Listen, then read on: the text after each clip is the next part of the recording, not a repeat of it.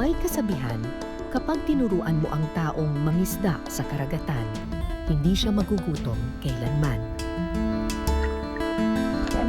Pero tila hindi na totoo ang kasabihang ito. Aanhin mo ang kakayahan kung patay na ang karagatan. Galing niyo, kuya. May kuhaan ka. Anong laban ng sipag at tiyaga kung tunetonelada na ang kanilang kinuha? Kung sino pa ang masipag, siya pa ang naghihirap. Dahil ang masaklap na katotohanan sa bayang ito, maliliit ang unang naaapektuhan ng kasakiman ng iilan.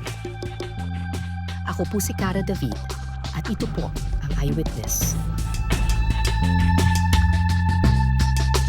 Maraming salamat sa pagtutok ninyo sa Eyewitness, mga kapuso. Anong masasabi ninyo sa dokumentaryong ito? I-comment nyo na yan. Tapos mag-subscribe na rin kayo sa GMA Public Affairs YouTube channel.